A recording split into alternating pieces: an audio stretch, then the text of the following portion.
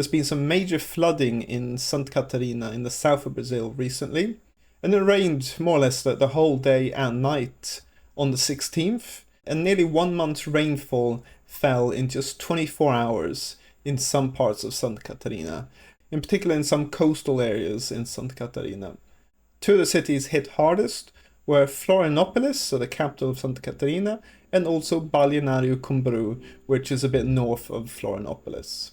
Also some other cities were affected as well, so Camboriu, Porto Belo, Itapema, Tijucas, and Governador celso ramos as well. But thankfully there doesn't seem to have been many casualties, so I think there's just been one death, and about 1,000 people have had to leave their homes.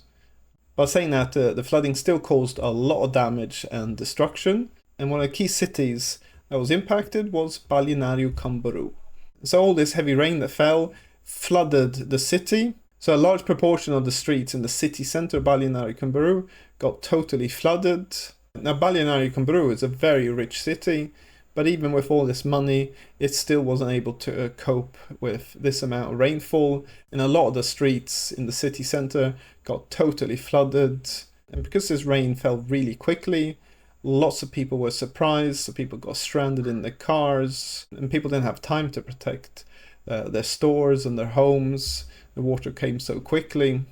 And a lot of the water that flooded the city centre of Balneario Camboriu flowed out to the beach. So all the beaches of Balneario Camboriu got totally flooded as well. So you can practically not see the beach because it's been totally flooded. And Balneario Camboriu has a really large beach. It was recently enlarged, so it should look like this, but on the first day it was just completely flooded. So lots of stores and also the ground floor of apartment buildings got flooded. But it wasn't just the city centre that got flooded, also other neighbourhoods in Balneario Camboriu, and also another nearby city called Camboriu also got severely flooded. Now these areas here, they have less apartment buildings and more homes, and so the homes got flooded and lots of people had to be evacuated. So Balneario Camboriu and the surrounding area, that got hit quite badly by the flooding. And then the other city that got affected greatly as well was Florianopolis, which is the capital of Santa Catarina. So this is an even bigger city. It's got over 500,000 inhabitants. But again, because it was summertime, they estimate about 2 million tourists come to this city every summertime. So you can just imagine how many people are in the city right now and got impacted by this flooding. So again, the heavy rain flooded streets, made it impossible to drive, and lots of cars got stuck in the floodwaters. And also this is quite a hilly city as well, so lots of cars trying to drive up quite steep roads with water flowing down, just making it impossible.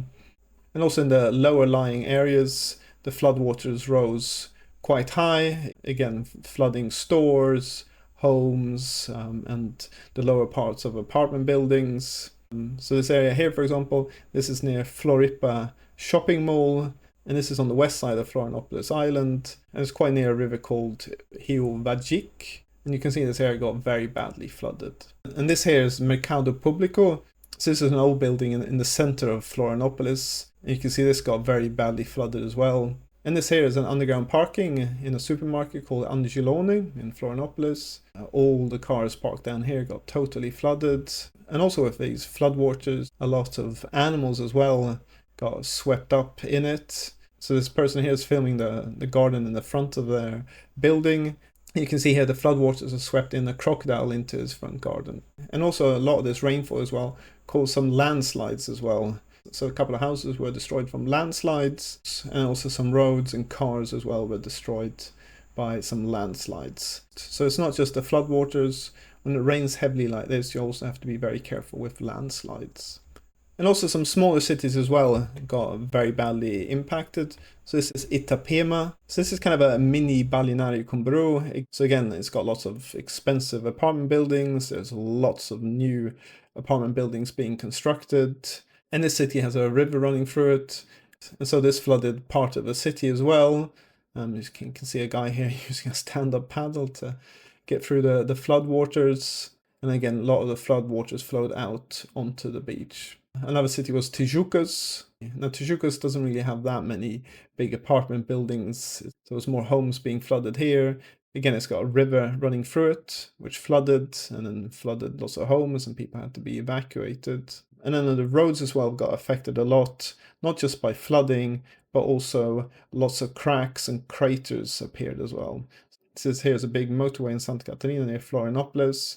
You can see a massive crater formed here. And so this motorway got blocked both ways. And also some strong winds as well knocked over some buses and lorries as well. So you can see some lorries lying on their sides, and then also a bus as well got knocked over. And here's another crater that formed in a road, and unfortunately one person drove into it, so he had to be rescued. And then other motorways and roads just turned into rivers and got totally flooded. So here's a big highway into Florianopolis, and this got totally flooded. And so the flooding and destruction was pretty bad, but luckily the rains have reduced and stopped in most areas. So now the floodwaters have receded in many parts, and people can start returning to their homes, their stores, and their apartment buildings. And now the cleanup starts. So you can see here in Balneario Camboriu, the floodwaters have already receded. So now you can see the beach again. You can see it's been very badly destroyed. There's still kind of mini rivers flowing through it. But the diggers and plows are already there, repairing the beach, which is one of the priorities because there are so many tourists in the city at the moment. And the city workers are already starting to clean the streets as well in Balneario Camboriu, because as you can see, the floodwaters left a lot of sand, mud, and dirt, and lots of rubbish. And also people are starting to return to their homes and clean those, clean the lower parts of the apartment buildings as well, and then all the stores as well.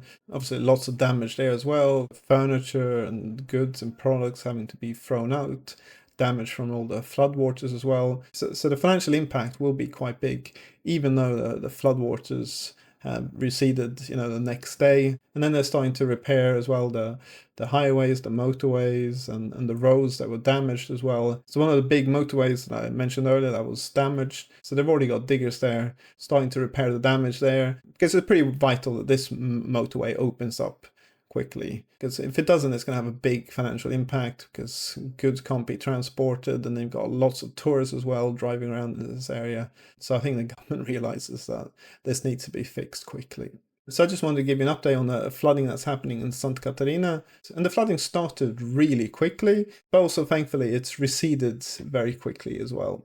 Now a lot of you probably remember that I did some videos about the flooding in Rio Grande do Sul, which is a state south of Santa Catarina, which suffered some severe flooding last year, but that was at a totally different scale. That was a much, much bigger incident. So I think the estimates were that about over 2 million people were affected by those floods, and the damage is still being repaired to this day. So still lots of cities and bridges and roads which haven't been fully repaired. So that was a much bigger event. Thankfully, this was much smaller. But still, there are many, many people who have been badly affected by this. And this just goes to show, I mean, I've said it many times, but I'll say it again. Be very careful where you buy a property in Brazil. Do not buy a property near a river, especially in the low-lying areas near a river. And also if you're planning to buy a property kind of in a hilly area as well, again, investigate that there haven't been any landslide problems in the past as well.